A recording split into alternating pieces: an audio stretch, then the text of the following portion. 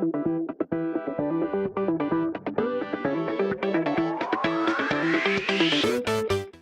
to the Prime Minister. Toby Perkin. Number one, Mr. Speaker. The Prime Minister. Thank you, Mr. Speaker.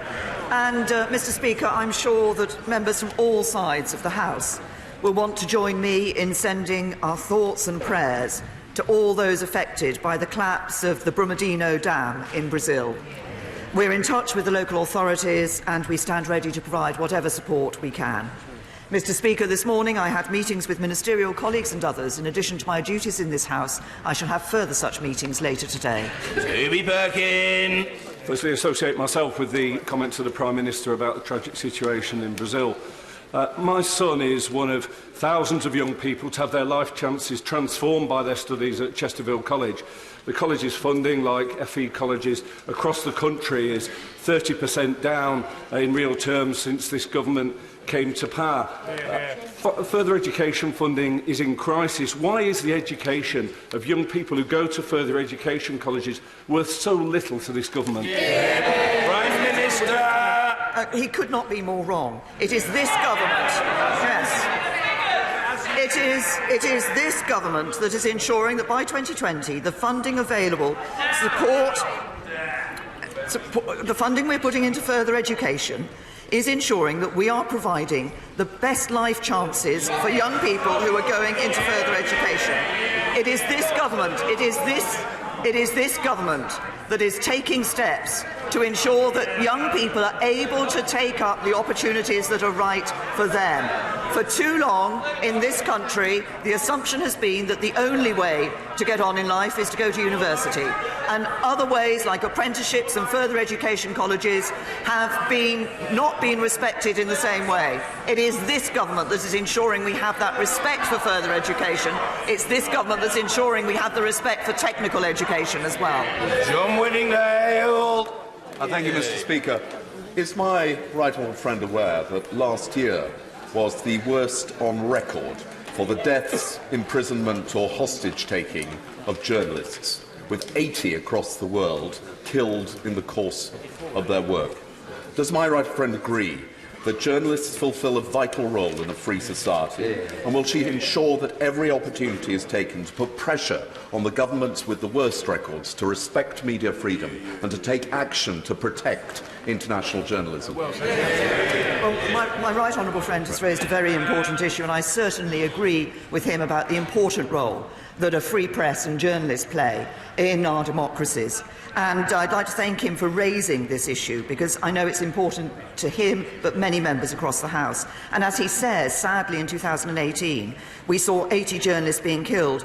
348 are currently in prison and 60 are being held hostage around the world. And we're deeply concerned because these numbers, as my right honourable friend says, have risen on the previous year. That's why in 2019 we're placing our resources behind the cause of media freedom. We're helping to train journalists around the world, such as in Venezuela, where we've seen an authoritarian government suppress its critics. And this year we plan to host an international conference in London on media freedom, bringing together countries who believe in this cause to mobilise an international consensus behind the protection of journalists. This is an important issue. This government is putting its weight behind it. Jeremy Corbyn. Thank you, Mr. Speaker. I join the Prime Minister in sending support to the victims of the Brumadinho Dam collapse in Brazil, and I'm very pleased that all support is being offered to the authorities there to try and deal with that crisis. Mr. Speaker, following the vote in the House last night against no deal, the Prime Minister is again going to attempt to renegotiate the backstop on the basis of finding alternative arrangements. Could she set out today what these alternative arrangements might be? Minister. Well, absolutely. Last night the House set a clear direction on the way that the House could agree a deal, and that is about dealing, as the right honourable gentleman says, with the issue of the backstop. As I said yesterday, there are a number of proposals for how that could be done. We're engaging positively with proposals that have been put forward by my right honourable friend, the member for Loughborough, and my honourable friends, the members for North West Hampshire, Wickham and North East Somerset. Others, including my honourable friend, the member for Altrincham and Sale West, have put forward other proposals, such as a unilateral exit mechanism. And I'm just telling the Shadow Foreign Secretary. She listens.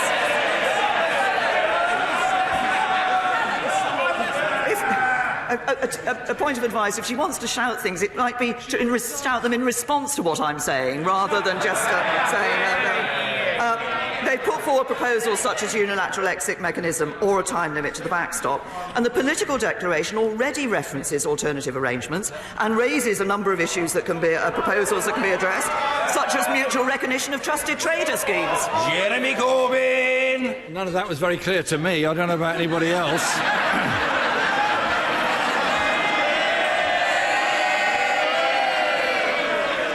But it would have been nice, Mr. Speaker, it would have been really nice if the Prime Minister had acknowledged that she did whip her MPs to try and support no deal and was defeated on that. And, Mr. Speaker, the EU said at the weekend they're willing to renegotiate if the government's red lines could change. Could the Prime Minister today set out which of her red lines are going to change? Prime Minister. What has been absolutely clear with my contacts with European Union leaders is that they want a deal. What this House voted for last night is to leave the European Union with a deal, but it also crucially showed what it will take to see a support in this House for a deal in the future. I think the plan that was set out last night shows that we can obtain a substantial and a sustainable majority in this House. But the right honourable gentleman talks about not being clear about positions on various things. I'm very pleased that he is now going to. I'm very pleased he's now going to meet with me, and there are a number of issues that I want to discuss with him. For example, he talks about a strong single market relationship with the European Union in the future. But he also I want to know whether that means he wants to accept all EU state aid rules, for example, because in the past he's objected to state aid rules, and he can't have it both ways. So we need to know with greater clarity what it is the right honourable gentleman believes in, and perhaps next time one of his own backbenchers wants to ask him about his position on a second referendum, he'll actually take a question and an intervention from him. Mr. Speaker, last time I looked at the order paper, it said Prime Minister's question time. And the Prime Minister has herself, and I quote, the only possible deal was within her red line. So it's perfectly reasonable to ask which of her red lines has changed. This morning, the Brexit Secretary was asked, and I quote, what is the alternative to the backstop? He replied, well, that's what we're exploring. Can the Prime Minister tell us which options are being explored? I think I listed them in answer to one of the earlier questions the right honourable gentleman gave to me. Perhaps also if he listens to the answers to the questions, he wouldn't have to repeat the question. Jeremy Corbyn. Looking forward to meeting the Prime Minister later on today. Because I want to put forward Labour's alternatives which could command a majority in this House and are about protecting jobs and the people's living standards across this country. Mr. Speaker, this morning the Brexit Minister said that alternative arrangements means looking at technology. Very interesting question. So can the Prime Minister be very clear what technological advances is she expecting to be made in the next 58 days? Prime Minister. Can I say to the right honourable gentleman, it would be helpful. I want to hear about these matters. The Prime Minister. The right honourable gentleman, I have pointed out that there are a number of options that people are putting forward that we are working with them on and working positively with them on. I've already referenced a number of things that are in the political declaration on alternative arrangements that do set out various aspects that could be looked at. I referenced one of them in my answer to his question earlier. But what I would also say to the right honourable gentleman is that last night the House did vote to reject no deal. But it also voted to do what the European Union has consistently asked this House to do since it rejected the withdrawal agreement, which was to say what it was that the UK wanted to see change. Last night, a majority in this House voted to maintain the commitment to no hard border between Northern Ireland and Ireland, to leave the European Union with a deal, and to set out to the European Union what it will take to ensure that this House can support a deal. That is a change to the backstop. That is what I will be taking back to the European Union. That is what we will be doing to ensure that we can avoid no deal. He stands up regularly and says he doesn't want no deal. I'm working to ensure we get a deal. He has opposed every move by this government to get a deal. He's the one who's risking no deal. Jeremy Corbyn! Mr. Speaker, I would be grateful if the Prime Minister would actually acknowledge that the House has voted to take no deal off the table. And can she assure the House that if she is unable to secure any legal changes to the backstop, that she would work to find a solution based on a comprehensive customs union, a strong single market deal and the guaranteeing of rights and protections, rather than go back to the alternative that she's been threatening everybody with for months and months, which was to crash out without any deal whatsoever? Prime Minister! Last night, the House did vote to reject no deal. But that cannot be the end of the story. The only way, the right honourable gentleman says, of course not. I think that's the first time he's actually accepted that you can't just vote to reject no deal. You have to vote for a deal. Otherwise, you leave with no deal. So far, he has opposed everything this government has put forward in relation to a deal. And he said previously he will reject any deal that the government puts on the table. Will he now? He says it's Prime Minister's questions, but people want to know his position as well. Will he ensure that if this government comes back with a revised deal that ensures we don't leave with no deal, he will actually support it? It really is time, Mr. Speaker, that the Prime Minister acknowledge she's got to move on from the red lines she's put down in the first place.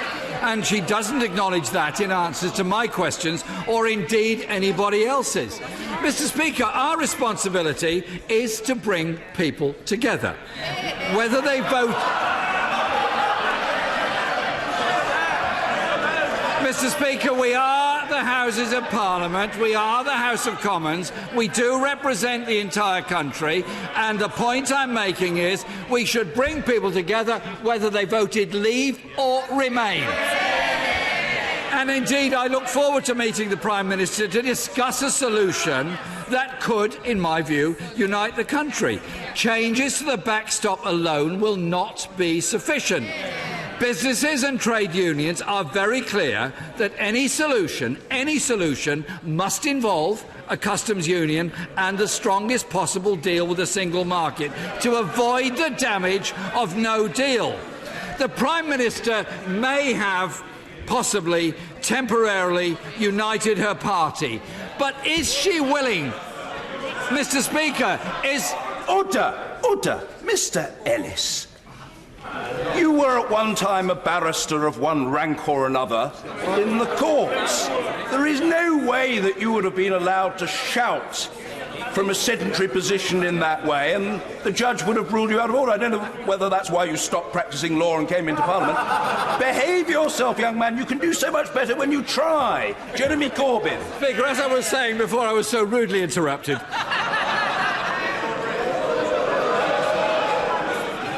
The Prime Minister may have succeeded in temporarily uniting her very divided party. But, Mr. Speaker, is she willing to make compromises necessary that are more important, and that is to unite the country on a going forward to secure jobs and living standards right across the UK? Prime Minister. Can I say to the right honourable gentleman, he's a fine one to talk about coming together when it was only last night that he agreed to actually meet me to talk about these issues. And he said time and time again, he's told me to listen to the views of the House. He's just stood up and said the backstop is not the only issue in the withdrawal agreement. Last night, the House voted by a majority to say that the issue that needed to be addressed was the backstop. So he needs to listen to the House and to recognise that. And his proposal last night, he put forward a proposal last night which referenced the customs union and the single market, and his proposal was rejected by this House. But I'll tell him what this government has been doing. Over the last week, we've been getting more teachers into schools. We've been ensuring we're giving more money to councils. We won a majority on Brexit.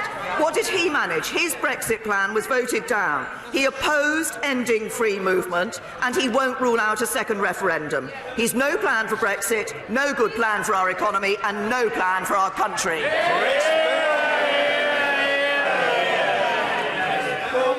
Thank you, Mr. Speaker. First-time buyer numbers, which collapsed under the last Labour government, are now at a 10-year high thanks to initiatives like Help to Buy and the first-time buyer stamp duty cut. But there are still many people in their 20s and 30s who want to buy their own home. Will the Prime Minister join me in asking local authorities to use their existing powers when they grant planning consents to make sure that as many properties as possible are designated as starter homes or discount market sales homes to help those people in their 20s and 30s realise the dream of home ownership? My honourable friend raises an important issue, not only in pointing out the very good news that we see that 10-year high in the number of first-time buyers, but also the opportunities that are available for local authorities to provide for this. And we obviously are clear that the planning system has a key role in delivering more affordable homes, and the National Planning Policy Framework, revised last year, was central to this. It includes a wider definition of affordable housing, and local authorities are expected to consider the new definition, which includes what my honourable friend has referenced, starter homes and discounted market sales homes, to identify the types of affordable housing their communities need. And there's an expectation that major developments will make a minimum of 10% of homes available for affordable ownership, including starter homes and discounted market sales homes. So we've made good progress on first-time buyers. There's more for us to do, and this government is doing it. Ian Blackford. Thank you, Mr. Speaker. 2 weeks ago, the Prime Minister told this House to vote down this deal in the hope of going back to Brussels and negotiating an alternative deal. No such alternative deal exists. Yet last night, she told the House she will go back to Brussels and seek an alternative arrangement. So what is it? Has the Prime Minister inadvertently misled the House, or has his government's incompetence reached a whole new level? Prime Minister. A very simple fact that the right honourable gentleman appears to have omitted in what he's saying is that the deal was brought to the House, and the House of Commons rejected that deal. Therefore, we look to say what can be changed, what can we take back to Brussels, what can we fight for to ensure that the deal can get the support of this House. But I'd also like to take the opportunity. I was going to respond to the right honourable gentleman's point of order last night, but unfortunately, when I looked, he'd left, I think, to go and do a Sky News interview, because I have to say to him,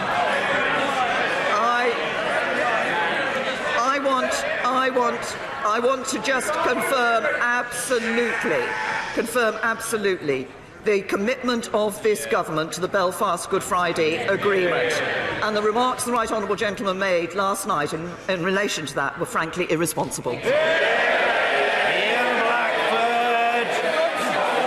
Speaker, the only thing that is irresponsible are the actions of this Prime Minister. Order. The right honourable gentleman has a right to be heard. The public would expect him to be heard, and he will be heard. And attempts to shout him down are not just rude, they are irresponsible, they are undemocratic, and they should certainly not have the sanction of anyone who sits on the Treasury bench. Stop it. It's low grade, it's useless, and it won't work. Ian Blackford. Thank you, Mr. Speaker. That was a graceless response from the Prime Minister, who is acting with sheer irresponsibility. And I have to say in her answer, what she demonstrated is, here are my principles. If you don't like them, you can have some more. Mr. Speaker, last night a majority of Scottish MPs rejected Brexit. The Scottish Parliament, the Welsh Assembly, and this House... Order. Stop it. It's utterly irresponsible, chanting in the background. Let the right honourable gentleman ask his question and the Prime Minister answer it. That is what the public would expect. Ian Blackford. Thank you very much, Mr. Speaker. The Scottish Parliament, the Welsh Assembly and this House of Commons has rejected the Prime Minister's deal. The UK Government told Scotland in 2014 being part of the UK meant continued EU membership. The UK Government told us we'd be part of a family of equal nations. Prime Minister, Scotland wants to stay in the EU. We are scunnered by this Government ignoring Scotland. Prime Minister, do you accept that you've promised Scotland everything, you've delivered nothing? Prime Minister. Can I say to the right honourable gentleman, Scotland is part of the United Kingdom. It voted in 2014 to stay part of the United Kingdom. The United Kingdom will be leaving the European Union. But if the right honourable gentleman wants to talk about the impact of Scotland in the future, perhaps he should look at the latest figures that came out just this morning on exports. Over 60% of Scotland's exports go to the rest of the UK. That's more than Scotland's trade with the rest of the world, and over 3 times more than with the rest of the European Union. And yet he represents a party that wants to erect a border between Scotland and England. The biggest threat to the future of Scotland is sitting on those benches. Sir Geoffrey Clifton Brown. Mr. Speaker, there is a clear choice between remaining in the customs union or a fully functioning UK independent trade policy. Does my right honourable friend think it is time that the Leader of the Opposition alters his red lines, repeated twice in its question time, accept the will of the British people and allow businesses to thrive in a post-Brexit world by having a free trade policy? Prime Minister. My honourable friend is absolutely right about what we are aiming to ensure that we get from the leaving the European Union, which is that ability to have that independent trade policy. That is so important for us as we leave the European Union. Yes, I want to have a good trade relationship with the EU, but I also want to ensure that we are able to have an independent trade policy with those trade deals around the world, and that this country should be a champion for free trade around the world. That's the way, not only to enhance our economy and to bring jobs to this country and enhance our prosperity, but actually that will be of benefit for countries around the world, including some of the countries whose economies do need to be helped and improved. Some of the people who are some of the poorest in the world will be helped by those trade arrangements. That's what we are going to deliver. That's our commitment to the British people, and as my honourable friend says, it delivers on the result of the referendum. Andy Martin. Thank you, Mr. Speaker. My constituent Lynn Sherman, who has 2 terminal illnesses, reapplied for her PIP on the 19th of September, but did not receive a home visit assessment until the 6th of January. Shame. She has still not received a decision on her claim. Does the Prime Minister consider it fair or sensible that in addition to losing her benefit, Ms Sherman has also lost her blue badge, her bus pass and her carers? Prime Minister. The honourable gentleman has raised a specific constituency case, and the honourable gentleman has raised a specific constituency case, and I will ask the relevant department to look into the details of that case. Andrew Percy. Thank you, Mr. Speaker. On the 12th of July last year, my constituents took their son Jack to Leeds Children's Hospital for surgery for craniosynostosis.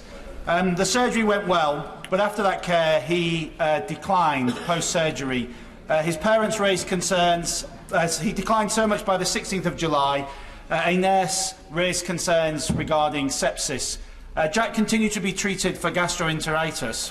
On the next day, Jack died of overwhelming sepsis. This is now the subject, sadly, of a coroner's inquest, but what my constituents want is to ensure that this never happens again to another set of parents. Jack was just 3 days short of his second birthday.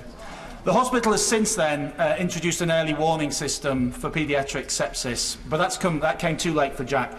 Can my right honourable friend, the Prime Minister, assure me that she will do everything in her powers to ensure that no other parent has to go through what my constituents have been through?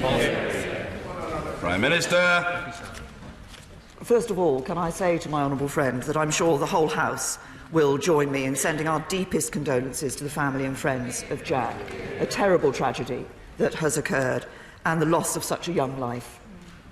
Can I also say that we recognise, as indeed I'm sure our honourable friend, the member for Dudley South, will confirm, that sepsis is a devastating condition.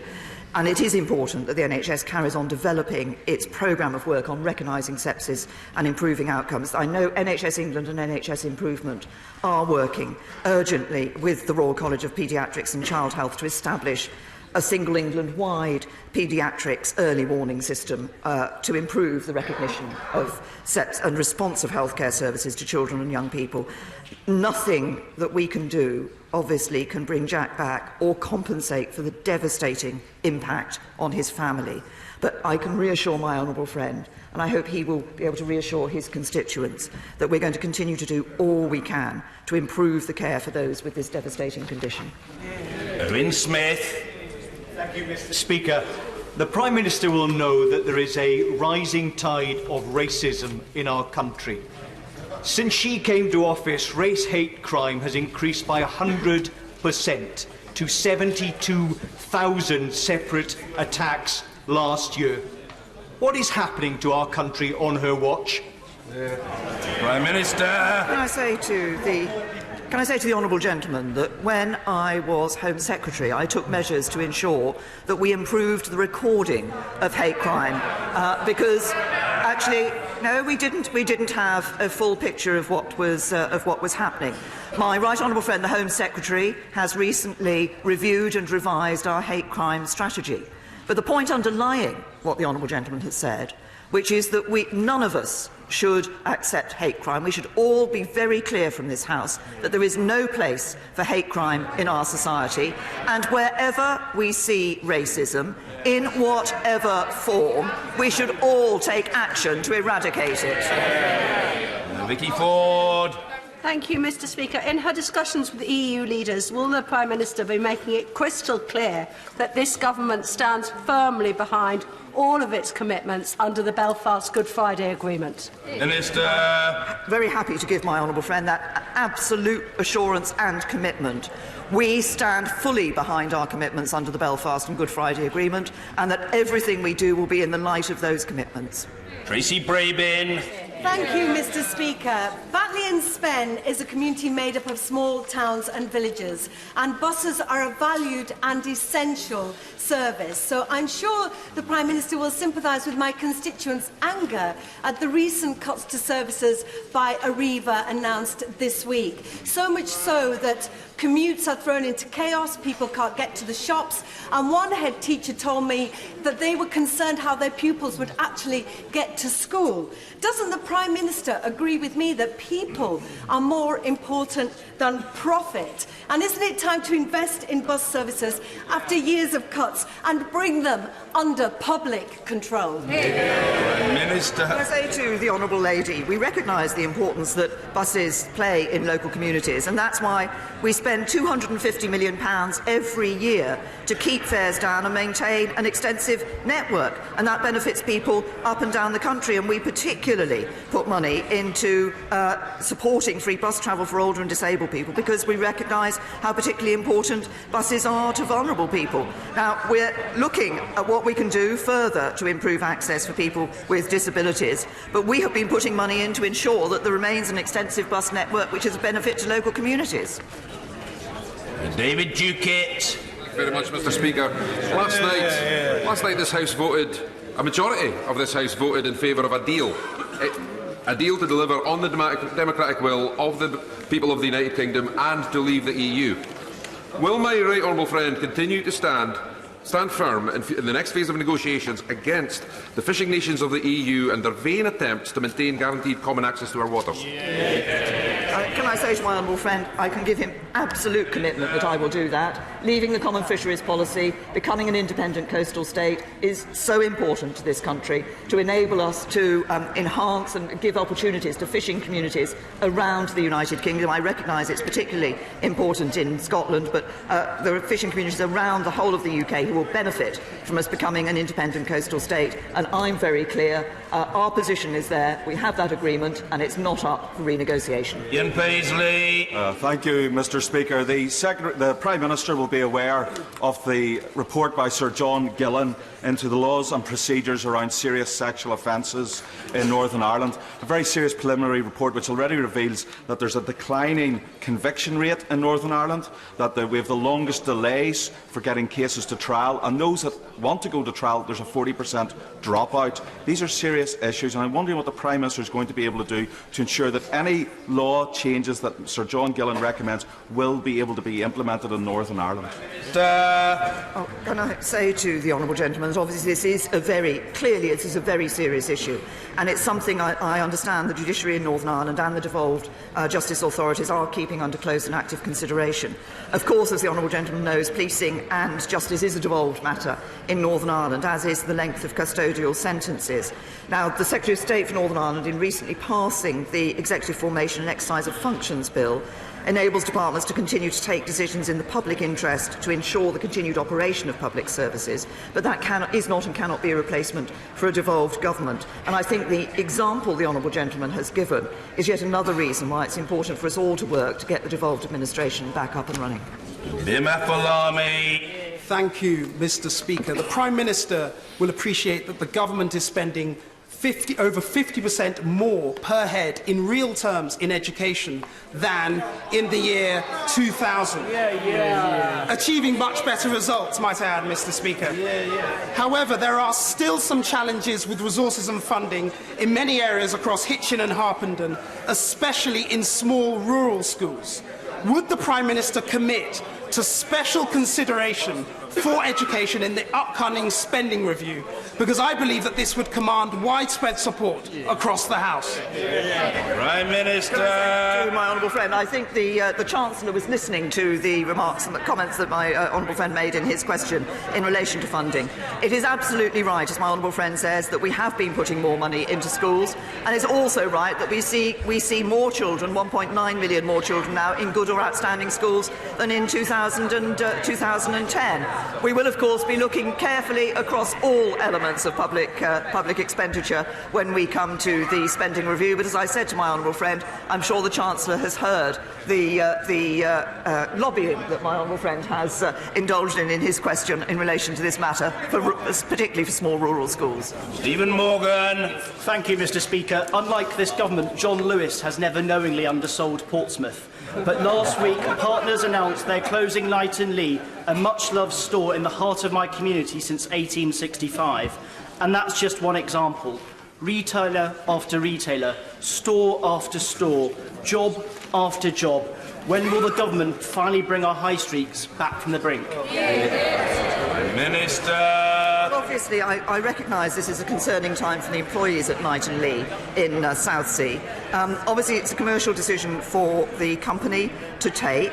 We will be ensuring that the Department for Work and Pensions and Job Centre Plus will work with the company to understand the level of employee support required. But I have to say to the honourable gentleman that if he is worried about jobs in his constituency, the policies that would cause most damage to jobs in his constituency are the policies of the Labour Party and his Labour front bench. Douglas Ross.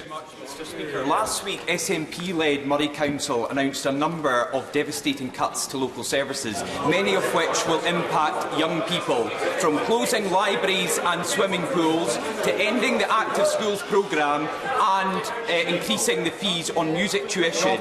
These young people are affected, while the highest paid senior managers in the council are not. So will my right honourable friend agree with me that the SNP in Murray should focus on services rather than managers and call on the Scottish Government to deliver a fairer funding deal for Murray? Well, can I say to my honourable friend, of course, the UK government has increased the block grant that is going to the Scottish government next year. So decisions on cutting budgets are a matter of priority for the SNP rather than necessity. Extra money has been given to them. It's a question of where they want to put that money and what they put as a priority. And I think it's time that the SNP empowered local government in Scotland rather than hoarding power at Holyrood. Mr. Stephen Hepburn. Next week is World Cancer Day. Last week, I regret that St Clair's Hospice in Jarrow closed through funding difficulties. Would the Prime Minister use her offices to facilitate a meeting between me and the relevant Health Minister to see if we can secure and ensure health care for the terminally ill in the future in the Jarrow constituency? Prime Minister. I say to the honourable gentleman, I will ensure that the relevant minister meets with him and addresses this issue with him. Rachel McLean. Thank you very much, Mr. Speaker. With record numbers of women in the workplace now, more and more women will experience the symptoms of perimenopause or menopause while they're at work. And, Mr. Speaker, often these symptoms are not well understood by the general population, and they include much more than just hot flushes and night sweats. So will the Prime Minister please join my campaign, which calls on employers to update their health and wellbeing policies so that women can get full information and proper support so they can continue contributing at work? Prime Minister. I say to thank my honourable friend for raising this issue, because obviously this is an issue that I think many members across this House will recognise as an important issue, and we recognise the difficulties that women going through the menopause face. We are encouraging employers to adopt menopause-friendly policies such as flexible working. We're giving women information about healthy lifestyles that may help to improve their experience of the menopause. And I would certainly, as my honourable friend is doing, encourage all employers to take reasonable steps, including those that my honourable friend has referenced, to support employees so that they can indeed be able to continue to carry out their jobs and contribute to our economy in the way that they have done so far. Jack Dromey. Prime Minister, we are 58 days away from a cliff. If we plunge over into a precipice of abyss, our country will be a poorer country in every sense of the word. Last night, this House voted that there can be no question of a no-deal Brexit. Will the Prime Minister honour the will of Parliament and rule out a no-deal Brexit?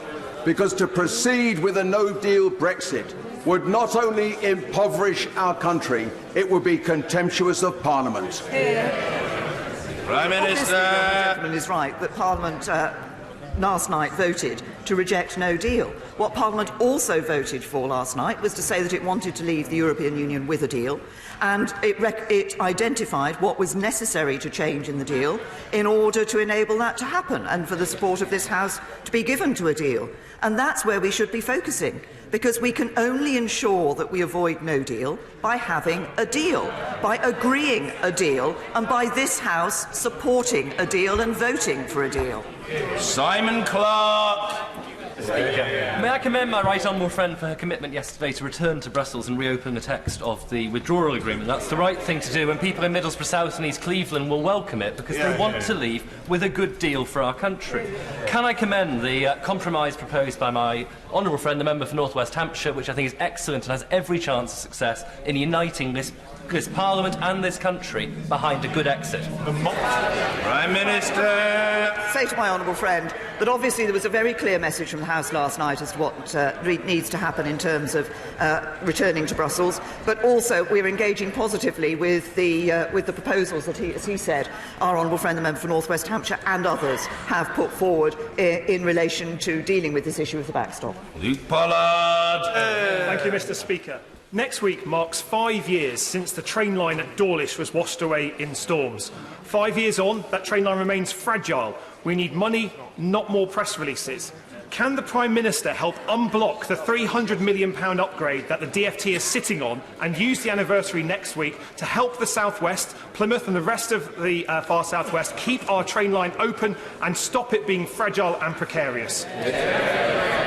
Prime Minister. obviously passengers do expect better, and I understand that from the Department of Transport, the first phase of work to protect the seawall at Dawlish began in November with essential repairs to the breakwaters, and that's part of the £15 million wider investment to make the railway at Dawlish and Teignmouth more resilient to extreme weather. And can I just reassure the honourable gentleman that world-leading engineers have been carrying out those detailed ground investigation to develop that long-term solution for protecting the railway in a way that minimises disruption for passengers, and Network Rail will be reporting soon on how they will deliver these. But I'm absolutely clear delivering this improvement to the South West transport infrastructure is a national priority. It is essential for unlocking the region's economic prosperity and jobs, and that's why we're giving it the focus we are.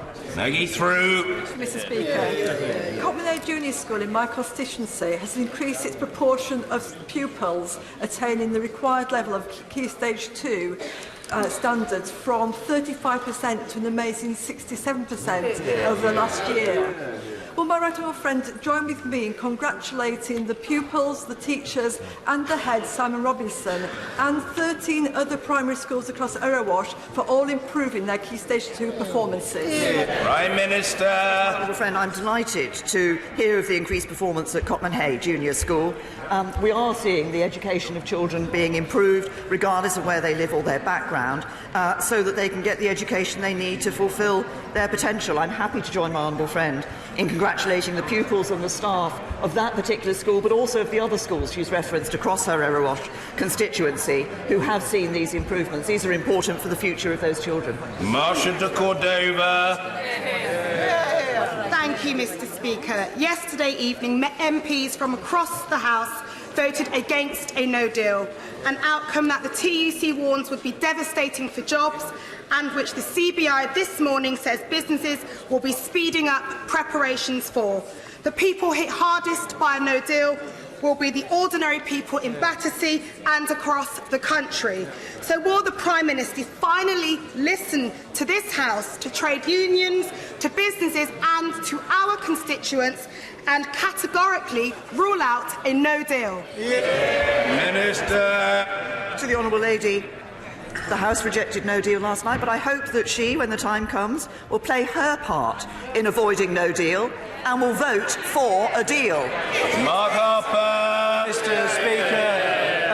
Mr. Speaker, the Prime Minister knows that I want to make sure we leave the European Union on the 29th of March. She knows, regretfully, I couldn't support her deal 2 weeks ago because of the backstop, its impact on our relationship between Great Britain and Northern Ireland, and trapping us potentially in a customs union. I welcome the fact the House gave a clear majority yesterday to renegotiating the backstop.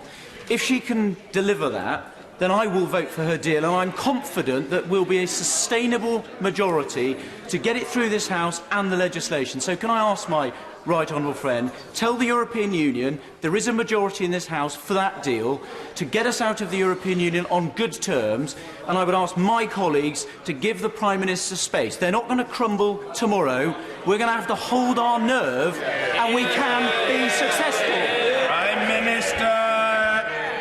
Can I say to my right honourable friend, he is absolutely right about the importance of the vote that took place last night, because that vote, agreeing what it was necessary to change in the withdrawal agreement in order to achieve a majority across this House, winning that vote with a majority gave a very clear message to the European Union that actually a deal can go through this House, but it has to be a deal that recognises the concerns that the House has expressed across the whole of this House in relation to the backstop. That is what I'm going to be going and fighting for, the change that this House has been very clear it wants to see in the future. And then, as my right honourable friend says, I'm confident we can see a sustainable and substantial majority across this House for leaving with the deal.